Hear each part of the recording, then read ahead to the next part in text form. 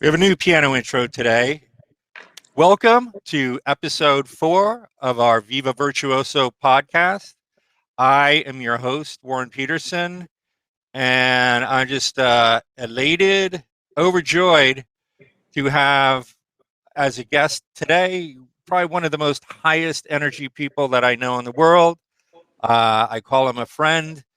The words no, can't, won't, shouldn't, aren't even in his vocabulary. He is one of the most can do, positive people I know. And we can meet him now, Mr. Super Fantastic, Tyrone Perkins. Hey, Tyrone. Hello. How you doing? Okay. All right. Are we over across the pond now? Lovely day, old chap. Well, Ah, we're not so far away. not so far away. I happen to be back at the beach today, and you're out in a different layer Rancho of Rancho sand. Mirage. Okay, so we're just street buddies basically at this time. That's right. So you're looking mighty fine with the chapeau and the Oh yeah, color yeah, yeah, yeah, yeah. coordinated. I love the sport of chapeau. You know what I Yeah, mean? well, it Yeah, looks I got good. about 5 or 6 of them. I have the other chapeau. I wear different hats. Okay, That's my so second. That's the what's chapeau for pushing people around. yeah? You look like you mean I push more them around, business in that one. and then I sing to Yeah, there you go. Yeah, yeah, that's the them. Sinatra fedora. Yeah. So first question we just have to ask you, yeah, out of the gate is uh, why are you Mr. Super Fantastic? How did you One. get that Ooh. moniker? Well, working in a gym for so many years and being a trainer and helping people get their act together, I started using that term back in 1991. Someone asked me one day, "How you doing?" And I said, "I am super fantastic. How you doing?" And that was maybe about 20 years ago. No, no, no, no, not 20, about 25, close, yeah, 25 years ago. And since then, through all the years, people started calling me Mr. Super Fantastic. So I decided to use that on my latest album, The Long Road. And now that I'm looking at your background, I have to ask you, is that you behind you in the picture? I could swear it is. Oh yeah, that's the album cover. My wife painted that. Oh, no kidding. Yeah. Oh, well, there's a resemblance. Oh I was yeah. like, with the hat, with you got it, you got it, you got the pose down and everything else. Ah, yes, indeed. So though fitness has been part of your life, I mean, it's ever since I've known you or known of you, uh, regardless of where you've kind of navigated around the galaxies and the universe, you've had this central orbit around music, um, that has kind of fastened you to it and anchored you for a lot of years. And Oh yeah. where I'd like to start out is, what are your very first memories of music? What are the very first songs you recall hearing in the situation? Well, my the first song that I'm connected to is I'm connected to melody, and the first melody I heard at 4 years old was dun dun dun dun dun dun dun dun dun dun dun dun. Now that's from Carmen. Sure. So I mean, think of this: a 4-year-old kid watching this play, and all of a sudden you have the scene where she gets stabbed. So I'm wondering what in the world's going on. So between the music and that incident, I could never forget that song. And the following year, I was taken to the Battle of the Bands in Tampa, Florida. Uh, it was at Florida A&M. They had it there, but No, Florida A&M was not. It wasn't in Tampa. It was outside of Tampa somewhere. But it was the Battle of the Bands, and the people that I lived with at the time, because I lived in a nursery school when I was about 4 years old. My mother went off to school, so she wanted me to be someplace that she felt that I would be taken care of and looked after, and would learn a lot. So she left me in a nursery school. Hello. So the the son, he was a drum major for Florida A&M, and the daughter was a majorette. So they were connected with this scene. So I was taken to the Battle of the Bands, and you had all these different orchestras from all over the South playing in this one huge auditorium, and it was all classical music. And I just was so drawn to the timbre drums, boom, boom, boom, boom, boom, and the harps, and I just remember these sounds, and that was the impression that I got. Music was supposed to be about orchestration, Well, if you it's a know what big I mean. part of it. Yeah. Yeah, Well, it's yeah, arrangement can make or break you. You know. yeah, yeah, yeah. Um, so after leaving Tampa, Florida, because I have a real good story for you, I couldn't take being there away from my mother, so I decided to set up a getaway plan. So now think of this. This is a 5-year-old that's plotting to get away. So I set the lock on the door the night before, and I set the alarm for 6 o'clock. When that alarm went out, I snuck out of that house like I'm like a ninja. I could probably walk in a room to this day. You don't even know I'm in that room because I still have that ninja feel. And I just worked my way out of that door, and I was running, running, running, ran to my grandmother's house. And I think to this day, I'm always happy at 6 o'clock in the morning because I had my first victory at 5 years old. And I ran to my grandmother's house, and the police officers came to my grandmother's house. I ran to my aunt's house. They came to my aunt's house. I ran back.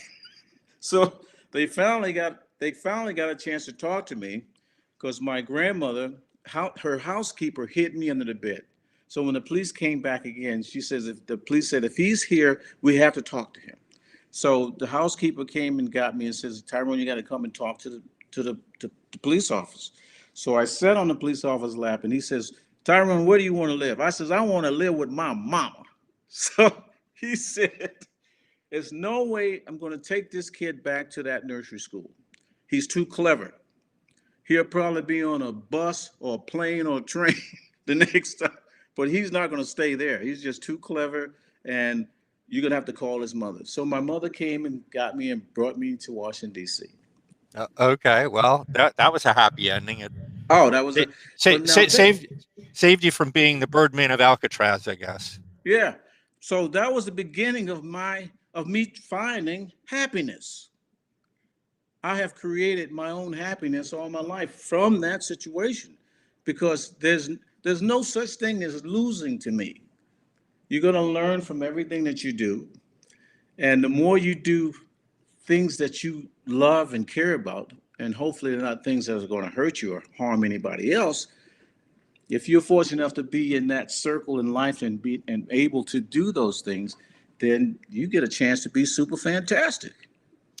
So now you're this kid, and you've seen the passions that can be displayed in opera. You've been exposed to symphonic music, sounds like, Right. and but here you are, you know, wearing your Sinatra fedora and everything else. How did you make that leap from Well, that it's a one it's a, corner it's a into the it's a next? really long road because see, after that situation, I remember my second grade uh, year of at the second grade, I went to a school. It was called Mont Elementary School. No, Parkview Elementary School in Washington D.C. And that's where I picked up the clarinet. because I used to always jump up on the couch and blow on the clarinet because he would have it sitting on the stand. The guy who was the son of the lady who actually owned the the the kindergarten the daycare that I lived in. It was a kindergarten school, rock the cradle kindergarten school. But anyway, I started playing clarinet, second grade. And the third grade, I started playing in the orchestra.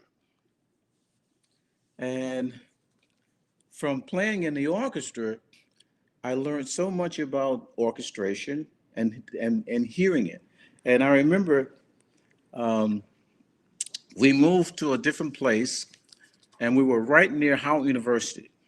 So as kids, we played on the campus all the time. So I remember one day, I guess I'm about 9 years old now, and we were running around on the campus, and I happened to run into the music department, and they're rehearsing. So I said to the teacher there, I said, "Hey, can I play clarinet here? I play clarinet." He said, "Oh, really?" He said, "Well, have your mom come and sign you up, and you can take lessons here." And I took lessons at Howard University for 6 months. I couldn't handle it anymore because I'm a kid. I want to go out and play.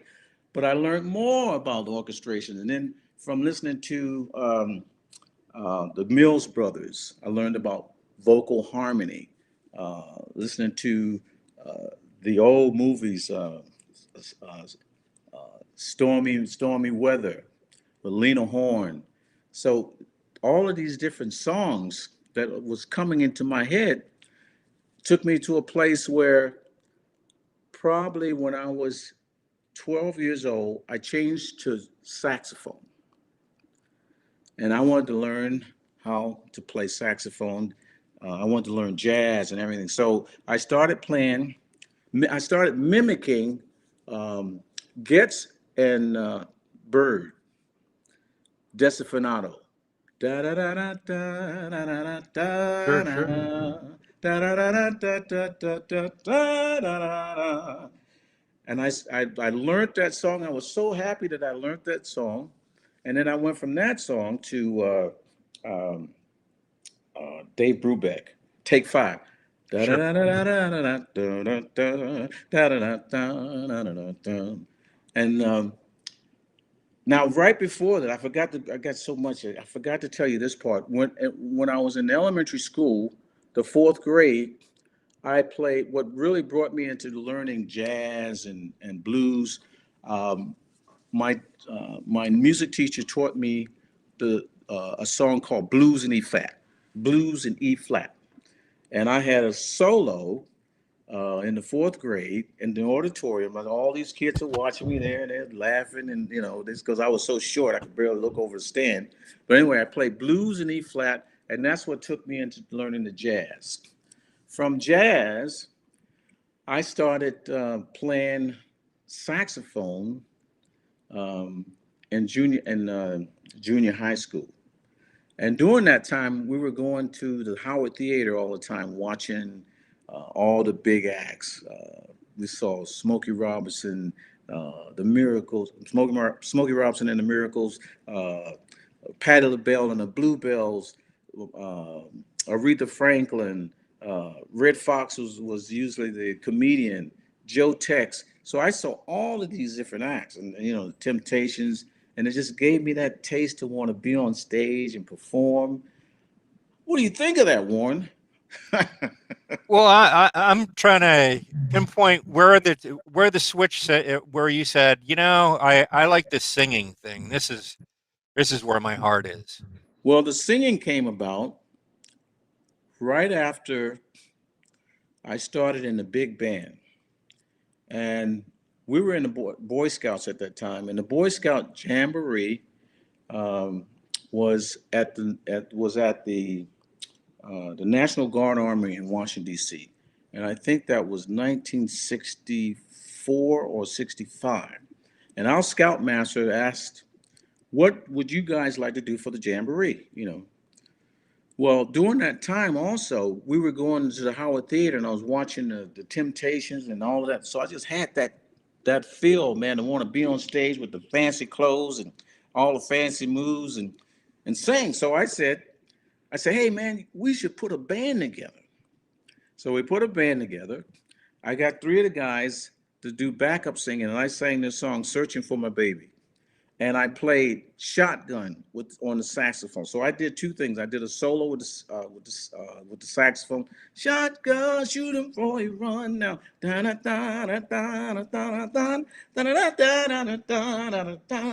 mean, I still remember the melody. So that's what gave me that feeling to want to sing. And there were 3,000 people at this event. And we beat out the orchestra and won first place pennant. So now I'm hooked. You know, I like this thing being on stage and singing. And some friends of mine, we started doo-wopping on the corners in D.C., right there near Howard University. And we would doo-wop all the time.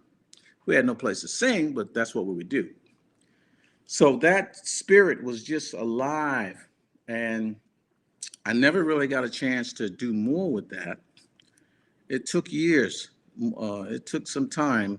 Um, I think around about the 80s is when I actually got a shot. No, not the 80s, the 70, 78.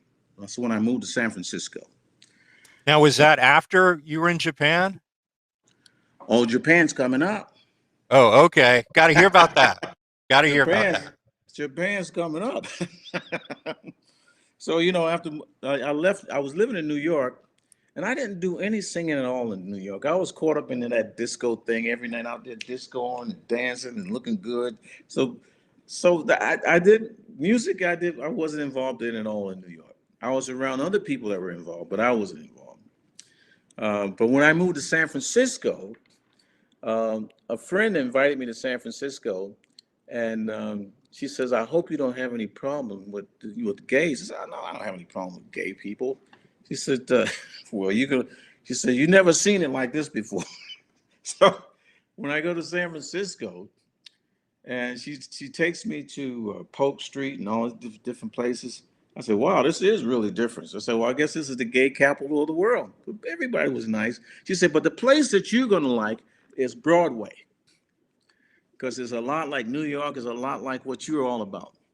So we went over to Broadway, and we walked into this club. It's called the Off Broadway, and I said, "Wow, I like this club. I like the setup." The setting was like an arena, and it had the old light system with the light gels, and anywhere that you sat in this club, you could see the show.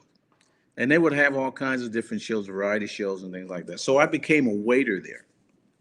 And then one day that I was going to work, I skated to work, and the manager at the time saw me. He said, "Man," he says, "you can skate." he said, he said, "Wow." He said, "We had a guy here once do a show here, but he was nowhere as good as what I can see that you are." He said, "You want to do a show one night?" I said, "No, I don't know, no, no, no." So I did. So I did like a bullfighters act with it. I had this whole the hat. I had a guy do a like a flamenco type costume, and when I went on stage, I mean the fire just came out of me, and it was just really nice. So after that show, one night the show was it was a variety show they were having, and some of the acts didn't show up. So I decided that I would get the doorman to pull out his keyboard, and I sing, "Oh, they say some people long ago was searching for a different tune, one that they could croon as only they can." And this lady go, "Oh!" So that was the night of me starting to sing again. And a couple of weeks later, I had someone talk to me about skating in Japan, doing a show in Japan. So they had something similar to the Starlight Express. And I I auditioned for that show, and I went to Japan and performed for 3 tours, skating, doing all the disco skating, and it was a lot of fun. Also in Japan, that's when karaoke was big. I mean, it was just starting out, and my agent would take me to the shows, and one night he says, do you know how to sing? He said, I know. He said, I know you can sing. I said, yeah, sure. So I sang "Yesterday," "My Way," and "I Got You Under My Skin." And in Japan, they had a computer system that would rate all the singers at any karaoke show. It was very sophisticated. And the machine said that I was a professional singer. I was number one. They recorded a tape. I was walking the next day, walking in the malls in Shinjuku. You could hear me singing these songs. My agent said, Japanese people like you very much. He said, listen, listen, listen. So I sang in a couple of clubs in Japan, and that was a lot of fun. And when I came back, I was asked to run the club that I actually the club that I'm telling you about that I started working as a waiter. So I started running the show, and I did a couple of productions there. I did a production that benefited the Missing Children Foundation. So when Kevin Collins, he was one of the first kids that was abducted, and they never found him. But anyway, the parents, I did a show for them and dedicated the show to them and gave something to their foundation. And it was so nice to see this lady for so many years. It was about 10 years that they were looking for this kid, and she had a chance to go to a show and really enjoy herself. And I actually had a Elvis Impersonator. This guy was number one in the late 80s, and he performed for the show. Matter of fact, he came out as uh, he was he was an MC and an entertainer. So the whole night he would act as if he was Engelbert Humperdinck on the mic. Not that one. Now I got this dream about producing music. So I produced a couple of songs, and I went to the show called it's a show that the music business have every year. No, well, not every year. I'm not connected with it now. But it's called Midem, and they have it in the south of France. And that's when all of the music companies come together, and they're making deals. So I met Gloria Stefan there, and a couple of people from the Daz band, and we just had a ball. I didn't get anything signed, but I was part of the big show. That was a lot of fun, Mhm. and it was just too hard as a songwriter producer when you don't know the right people. Right. That this game, you got to have people on your side within the record companies, else you get tossed aside, and you don't want to get tossed on what they call the write-off list. Right. They have a Well, write-off list. why yeah, let's in the interest of time, why don't we fast forward a little bit? Okay. And when that glimmer in your eye turned into some real perspiration and arms and legs and hustle. I kind of remember as you were like making that pull turn, and saying, it's not too late. I mean, you'd already had a successful career as a bodybuilder, fitness expert, nutritional expert, all these things, but then you got that gleam in your eye again. And I'd love to hear the story about how that glimmer turned into something that you really realized, because I think Well, it's a great example for all of us.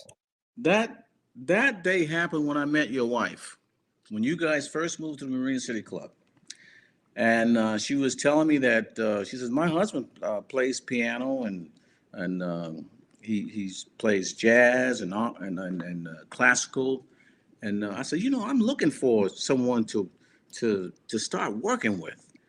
And she said, well, you need to meet my husband. So Warren and I got together, and we started rehearsing, and someone heard about it. So the word got around fast. So I remember Richard Ryan John asked me to perform at his party for his birthday party. He says, "I really want you to do this for me," because he heard me once sing. I did a song for someone um, up at the club. It was a wine tasting night, wine dinner. It was I forgot what company it was. Felicia and Oh, right. Sure. yeah, uh, Jesus, I can't remember.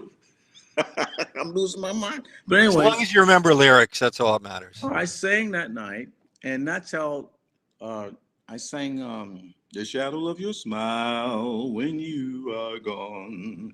And Richard Ryan John asked me to sing for his birthday party, and I sang at his birthday party. But what helped me to prepare was working with you, Warren, because all of those sounds you could play. I mean, and I've always had a problem with musicians that feel that they can play this music, but they didn't really have the understanding of it. You know, just playing it and reading, it's not it's not all there is. You know, there's more to it. And you gave me that spark to go and get more and want more. Well, I really appreciate being part of that story, Tyrone. That means a lot. Yeah. And from there, I bounced over to Paul Mcdonald. I started working with Paul Mcdonald, and I remember um, I did a show. Oh no, before Paul Mcdonald, after I did Richard Ryan John's party, the band that I had, um, I think Jeffrey told me about the guy. Yeah, Jeffrey Mangott, and I never forget when this first song that I sang with this group for Richard's party. You make me feel so young. You make me feel like spring is sprung. And every time I see you grin. When I hit those first couple of notes, the band went, whoa, because they never heard me sing before. But, you know, when you're singing this type of music, you know, you have a lot of people that sing it, but not everyone really feels it and understand it. And usually when a band hear me, they know that this guy feels it, he understands it, he lived it. But the second time, my performance, I did a performance at Marina City Club, and it was my gift back to the club because, as you know, Warren, I've been at the club for a long time, and all the people there have been so wonderful and have given me so much love over the years that I was giving back. And I never forget, I called the same band, and I wasn't really happy with what I was hearing because the pianist that they had before wasn't there. So it kind of changed. And one of the songs that I wanted to sing was one for my baby, and also the best is yet to come. And there's changes in those songs. Well, at least there's changes in the best is yet to come that you really have to understand what you're doing in order to pull it off. And this Mhm. pianist, he says, I'll have it together by the time the show. And I didn't want to take that chance. So I let those guys go, gave them their check, and called in another band. Then this was the night before. I said, if I have to sing a cappella, I will sing a cappella.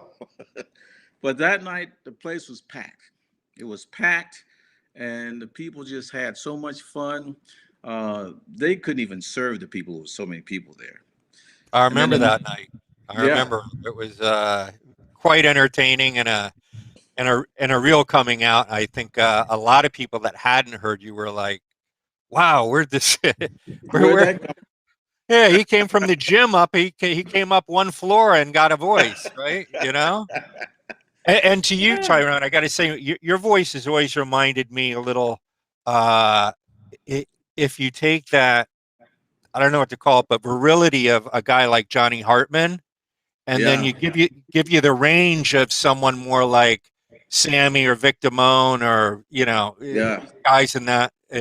You seem to hit that spot for me, which is like a really uh, it's got a lot of passion, but it's got a lot of energy to it as well. Well, it's interesting that you say that because Dave Ross, that he's the bass player at the athletic club, he said the same thing. He said, he says, he says, Hartman, you remind me of him. Wow. He didn't, I performed there at the athletic club once for Barbara Morrison. Barbara Morrison told me she's the one that allowed me to come up on. Well, let me tell you this first. You and I had a show for Betty Wexler. Remember that show? Sure. The birthday party at the Ritz, And right? that was like that sort of catapulted me to want more, but want it to be just right, because all you Right. guys are just seasoned musicians. But I wanted that big. I want to sound bigger. You know what I mean? Yep. So I remember after that, I Claire and I went down to the athletic club and we met Barbara Morrison, and she invited me up to sing. So her trumpet player, after I sang, he said to me, he says, "Man, you got a pretty good. You should document your voice. You need to document that." So I said, "Wow, that's different." So, but I'm thinking to myself, well, I don't know. I don't want to get caught up with anyone who doesn't have all the pieces like I want. So after that, I was talking to, I don't know if you remember the bass player that played with us, Takaguchi. He played with Oh us at, yeah. He's out from Redlands or something. Yeah. right. So I called him and asked him if he knew of a pianist that had a studio, and he said, "Yeah." He said, "Man, I got the guy for you, Rich Ames." So I looked up Rich Ames and I said, "Wow, this guy's played with Lou Rawls, Delma Houston. I mean, this guy, he's not going to have any time for me." So I picked up the phone anyway as Mr. Superfantastic. "Hey, Rich, how you doing?" Just being me. And he said, "Yeah, man." He said, "Come on down." And we just clicked just like that. I mean, we clicked and we started working on stuff. And I remember the next time I went down to the athletic club, Barbara Morrison invited me up again. And before my song was over, she jumps on the stage and says, and she started rattling off all of these riffs. And she says to the audience, she said, that's what you do when somebody's trying to steal your job." So, so then I talked to the guy again, and he said, "Man, I'm serious. You need to call me." So the next day I talked to my pianist and I said, "This guy, Nolan Shahid, wants to do some producing for me." And Rich says, "Nolan Shahid?" He said, "I was just at a studio the other day." He says, "If you get Nolan, you're going to get Ricky Woodard." Now, Ricky played with Sinatra, he's played with everybody. So I decided that I was going to work with this guy, and Rich and we actually worked on 10 songs, and we put them all together. And I called Nolan. I says, "Nolan, I'm ready to do something." So we set up studio time, and the day that we're recording, I was saying to him, "Today my voice is a little rough. I got a lot of phlegm." He says, "Oh, don't worry about that." He says, "This is going to be a ghost track." So as the guys was coming in, he said, "That's Tony Dumas. That's Quentin Denard." So I don't know any of these people, but later on I was looking them up and said, "Jesus, boy, did I fall into a windfall. These guys are all Yeah. heavy pros." So A-list. after the recording, um, the guitarist Greg Perret, he says, "You know what, man? It was a pleasure working with you." He says, "A lot of people come to the studio and they don't have their charts together. And I can thank you for that, Warren, because you working with me and we was talking about charts, so getting back into music all over again, but in the way of preparation, it has allowed me to continue to be that way." And that was instrumental in keeping these guys working with me. And so then a week later, we had the horn players come in. And one of the songs on the album is "Will It Go Around in Circles?" So Fred Jackson actually played with Billy Preston. He said, "Man, I remember recording this in the studio with Billy Preston." And so it was just so much fun.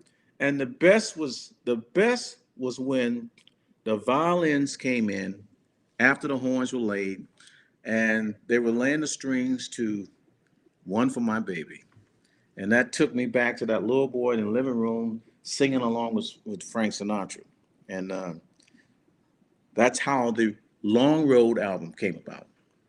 Well, speaking of that, we do have some audience questions, and just one of them came to mind. Your mother was a big influence uh, on you and your singing. I believe you've told me before. Do you still emulate or carry some of her style or teachings today? Is there part of her that you've brought forward?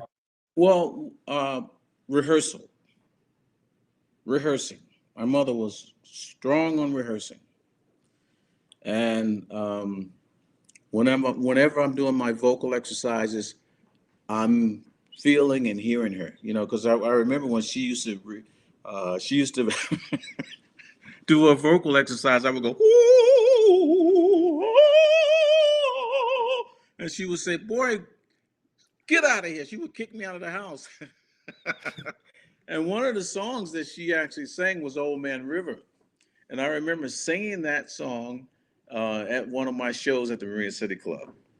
But yeah, she's always there, man. She's always there. My mother sang Negro spirituals and seculars, and she sang with the Boston Orchestra at the Lincoln Center, and I think that was 1987. But there was Beautiful. always music in my house. I should be a pianist. I was always a piano. The thing with me though, Warren, I played football, basketball, track. I had a car. I was on Tina Rama dance party. I was in the fashion shows. I was doing so much stuff, and that's what brings me to being Mr. Super Fantastic, because I've always had a good time. Well, let's explore that a little bit. Tell us about your best and worst experiences performing Ooh. that you've had, and might as well get the plug. You were recently in the Voice. I believe you are the youngest person ever to appear on the Voice, right? Or no? Do I have that quite wrong? Don't I? My worst performance was at the athletic club. the, the worst performance I have ever had. um, the charts that I had, these guys, they didn't really care about any charts. They just wanted to do whatever they wanted to do, and I left it in their hands, and it just threw me completely off track. So I wasn't. Matter of fact, one song I actually forgot the intro to the song, because a lot of songs I know them by the melody, and the pianist was playing something completely different. I didn't know what he was playing, so I was being cool, and I was just walking, snapping my fingers, and then my trumpet player, he realized that he doesn't remember the intro to this song. So he started playing the intro. And when he started playing, then I got Got it. Got it. Got it. it. That And was the then worst night. and then tell us about your experience being on The Voice. That must have been a Oh, quite a thrill. the voice was just so much fun. Okay, so the first thing you do, you got to go stand in that line of about 4,000 people. And then you get to a point where you're in a big room and everyone's sitting there, and you get to meet everybody. And like you say, I'm the youngest of them all, and I'm listening to the conversations. And this one young lady who's sitting beside me, she says that she's going to the song she's going to sing. She's mixing uh, jazz, rock and roll, pop, and rap all together. This is for her audition song. Okay. So Good after luck. after right, that's what I said. So after you leave the big room, they they single you off into tens. There's 10 rooms, 10 people in a room, and you're sitting in like a stadium setting, and each person sings, and we have to applaud each person, for their song. And the I was first, so here I am, the youngest there, with dressed in one of my tuxedos, because I got to be super fantastic. That's just me. So I get up and I'm singing, "Hey there, you with the stars in your eyes," and I hit it with the big finish, and everyone's clapping.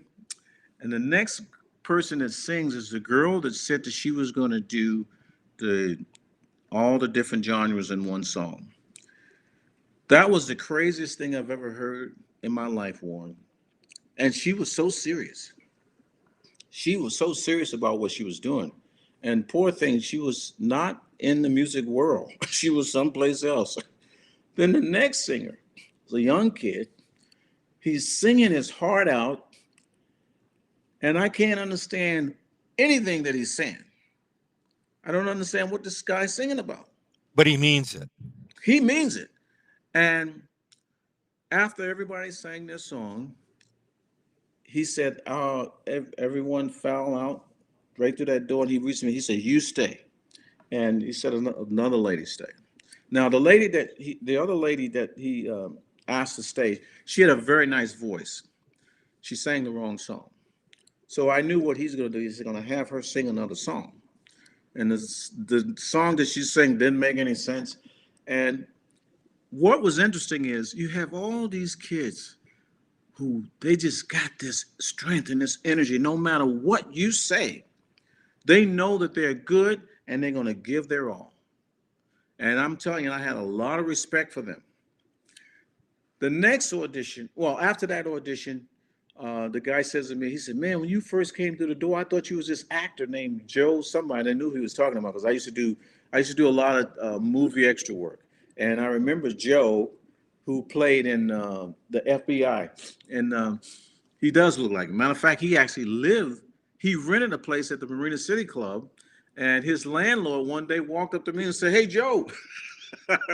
So I knew exactly who he was talking about. But anyway, he says, "Okay, you got to go over to the next room."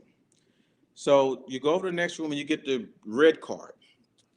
So after I left that audition, uh, the following day, which was Sunday, would be the next day, you go to the second audition, and I auditioned with One for My Baby, Stormy Monday, um, Will It Go Round in Circles, and they went nuts. When I did Will It Go Round in Circles, I had all the producers in the room up dancing. They was dancing. They was having so much fun. They said, "Man, we haven't had this much fun." He said, "Most people come in here and they're singing these songs. They're going to try to sing with their vocal gymnastics." He said, "But man, you just had us going."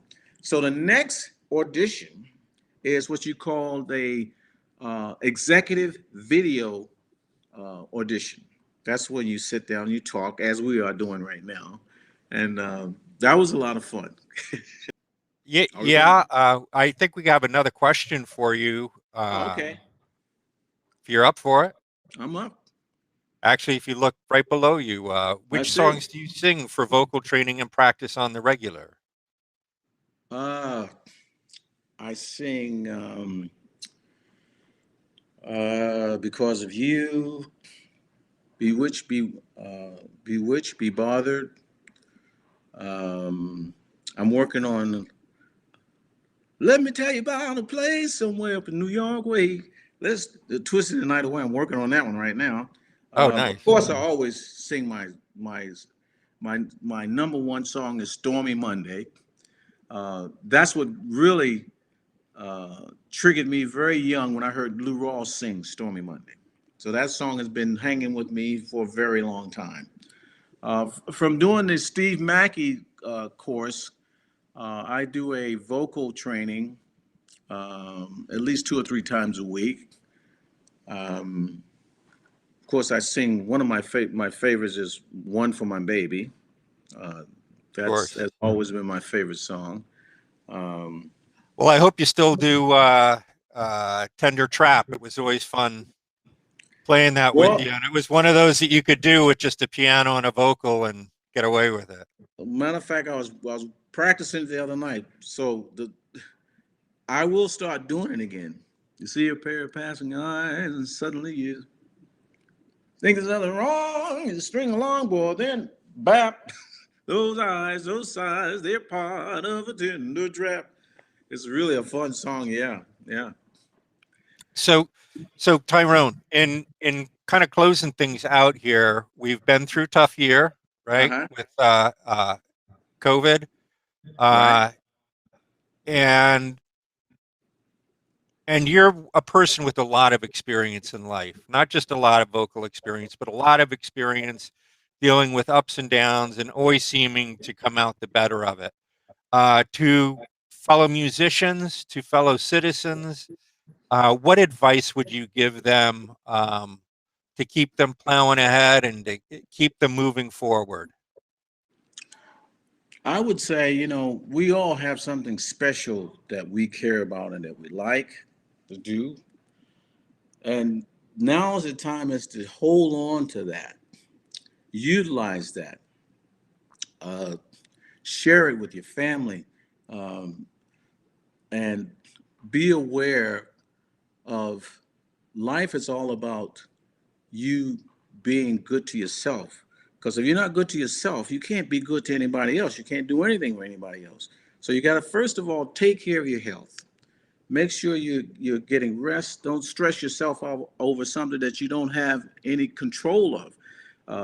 But you got to do the things that you need to do to keep yourself healthy to get through these hard times, unpredictable times, and be good to your family. If you like to sing, sing. If you're an artist, start painting. Whatever it is that you like to do, don't let it go. Hold on to it. Keep doing it. Find someone to do it with if you have to do that. I think a lot of times people have a hard time with life because they don't really respect themselves. Find out about you. Go back and look into your life and find that something that you've always wanted to do or love to do. Like, for instance, someone said to me, how can you be super fantastic every day? Well, I can be that because when I go back into my life, all my life I've always done things that were fun, things that I like to do. And I realize that you have no control of what happens in the world, but you can be a part of it. So find the things that you like to do and start working on some of those things. But definitely be good to yourself, because if you're not good to yourself, you're not going to be able to be good to anybody else.